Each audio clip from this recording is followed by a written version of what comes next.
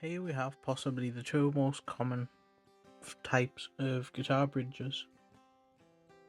Guitar bridges have a few functions. One of the main is to serve as an anchor point for the ball end of a guitar string while keeping the strings correctly spaced. There are a few different types of bridges, but in one way or another they all have essentially the same functions. They can be adjusted for string height at the ball end of the string. The saddles can be moved backwards and forwards to intonate the strings. And in general, you would want to have the bridge set as low as possible without affecting the playability. There are a few ways of doing this, one of which is by measurement. My approach generally is to go by feel and sound. For me, it's best time to take measurements would be once you've found that sweet spot for your guitar. Take your measurements and record it.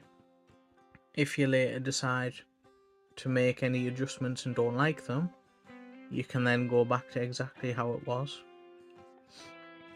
Adjusting the saddles for intonation is relatively simple.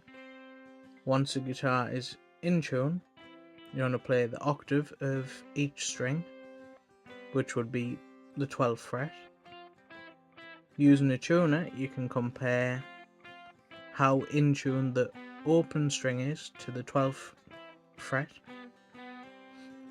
If the fretted note is sharp, which would be higher pitched than the open string, you would want to draw the saddle backwards away from the neck to lengthen the string. You want to move the saddle back to reduce the pitch. It's best to make small adjustments when doing this. Retune the string if it's gone out, and recheck the fretted note until you're intonated at both the open and the 12th fret. If the fretted note is showing as flat, which is a lower pitch than the open string, you want to move the saddle forwards towards the neck to shorten the string and increase the pitch. Again, I'd recommend using small adjustments, retuning and rechecking until everything's correctly intonated.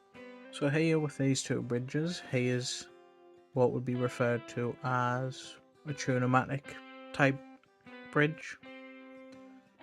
To adjust, most of the time it is screws on the back, sometimes flathead, sometimes Phillips head. A simple adjustment would be insert the screwdriver into the slot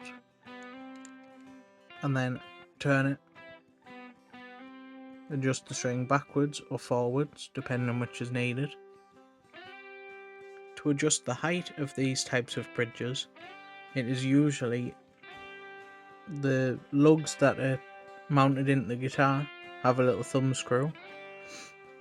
You would heighten it to bring the height of the string up, or you would reduce it to bring it down.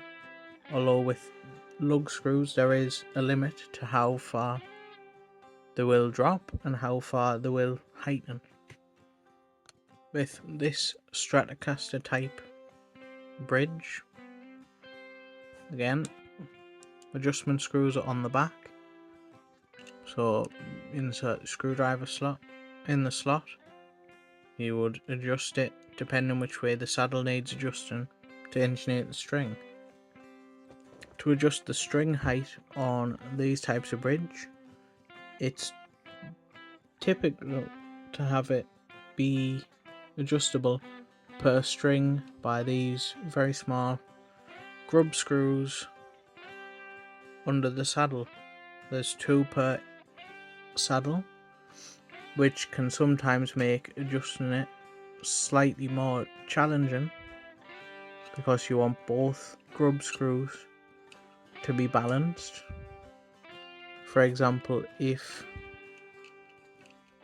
I reduce one, just reduce the other one slightly, this saddle now wants to sit at an angle instead of sitting flat. this can cause issues with the playability.